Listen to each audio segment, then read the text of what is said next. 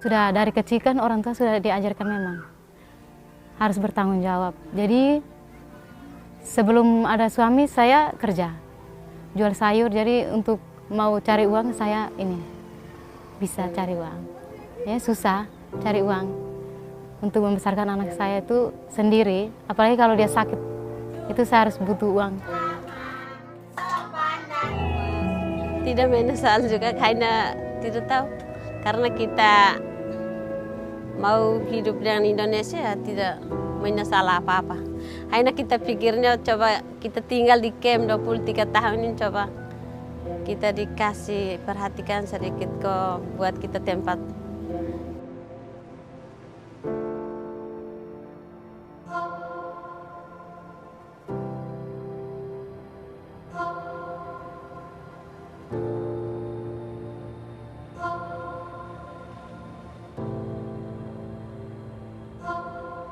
Kita lanjut ya di part yang kedua ini.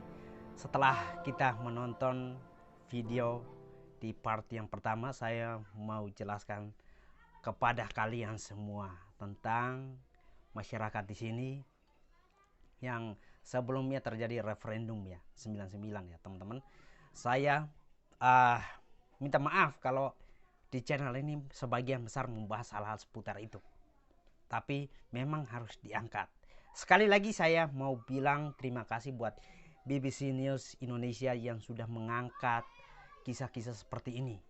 Karena jarang sekali terekspos hal-hal seperti ini. Nah teman-teman, selama 23 tahun memang di video yang digambarkan itu benar-benar sesuai fakta yang ada di lapangan.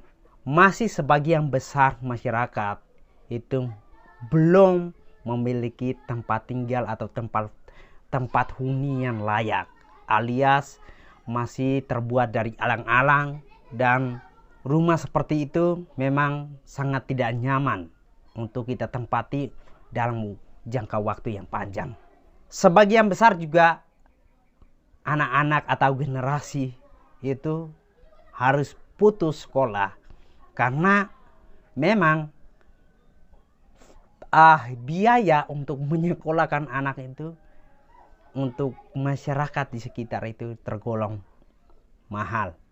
Belum lagi ditambah dengan kurangnya lapangan pekerjaan atau minimnya lapangan pekerjaan yang menyebabkan makin sulitlah kehidupan masyarakat. Tidak hanya terjadi di video atau di lokasi yang diambil video ini, tapi terjadi di hampir semua lokasi. Nah, di tempat ini juga ada banyak anak yang harus putus sekolah atau berhenti sekolah karena orang tuanya tidak mampu. Dan masih ada keluarga yang memang belum memiliki tempat tinggal yang layak. Sampai sekarang mereka sangat berharap kalau bisa pemerintah memperhatikan sedikit saja mengenai tempat tinggal mereka. Memang sudah ada yang namanya program pemerintah pembangunan rumah gratis untuk masyarakat seperti ini.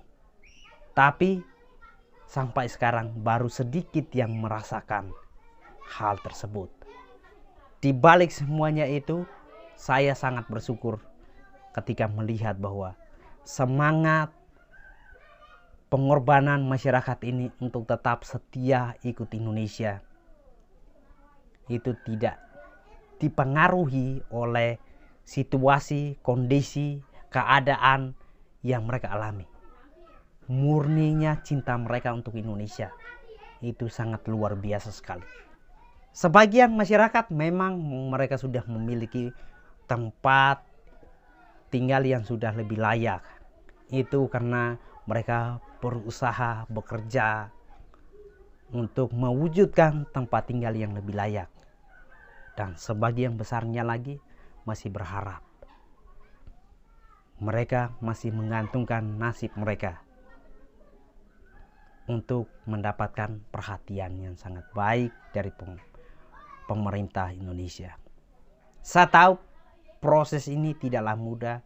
Saya tahu untuk melewati situasi seperti ini tidaklah mudah. Saya tahu untuk pemerintah mewujudkan semua kebutuhan masyarakat yang ada di sini tidaklah mudah, gampang, dan cepat. Tidak seperti itu. Semuanya butuh proses, semuanya butuh kesabaran, semuanya butuh banyak berdoa. Dan yang paling penting, tidak boleh menyalahkan pihak lain atau orang lain terhadap situasi yang kita alami. Kita tidak tahu situasi yang kita alami ini, mungkin Tuhan mengizinkan kita di fase seperti ini untuk mengalami mujizat yang lebih besar lagi. Kita tidak tahu.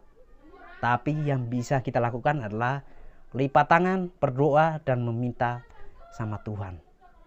Pemerintah punya keterbatasan, negara punya keterbatasan, tapi Tuhan tidak memiliki batas atau tidak memiliki unsur keterbatasan untuk menolong umatnya. Maka dari situ, kenapa saya sangat berapi-api bersama anak-anak muda di sini itu, berapi-api untuk terlibat di bagian pendidikan. Nah, teman-teman, kami melihat bahwa memang untuk mengatasi kehidupan seperti itu, memang untuk mengatasi kehidupan yang serba sulit ini dibutuhkan yang namanya pendidikan yang baik, mumpuni. Dari situlah kami bergerak, di mana kalau bisa kami bisa menolong, meringankan beban para orang tua kami dengan memberikan hadiah sepatu atau tas untuk anak-anak atau adik-adik kami. Itu setidaknya meringankan beban mereka. Kalau bisa kami bisa membuat rumah baca yang lebih bagus untuk menolong anak-anak ini, itu akan meringankan beban mereka. Nah, kenapa kami tidak henti-hentinya mengingatkan teman-teman semua, meminta teman-teman semua share campaign yang kami buat? Karena kami tahu bahwa solusi yang kami berikan itu sangat tepat untuk menolong generasi kami. Kami adalah generasi, saya adalah generasi kedua, teman-teman kami adalah teman-teman yang terlibat dalam komunitas ini adalah generasi kedua. Dan kami tidak mau generasi kami yang berikutnya mengalami hal yang sama. Kami pengen mereka punya hidup yang lebih baik. Hanya dengan pendidikanlah yang bisa menciptakan peluang yang baik untuk generasi ini. Tidak ada solusi yang lain. Pemerintah mungkin bisa membantu sebisanya. Nah, tujuan kami ada untuk menghubungkan orang-orang ini, masyarakat ini yang membutuhkan pertolongan dengan teman-teman yang sedang menonton video ini. Apa yang kami sedang buat ini sedang menolong generasi yang berikutnya supaya memiliki kehidupan yang lebih baik. Abaikan omongan orang di luar sana tentang negara kita.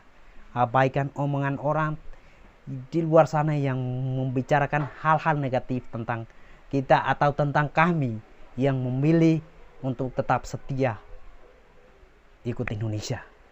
Sebaliknya kita fokus untuk membangun masa depan masyarakat ini lebih baik lagi. Abaikan omongan negatif tentang orang-orang di luar sana tentang apa yang sudah kami putuskan. Sekali Indonesia akan tetap Indonesia sampai mati.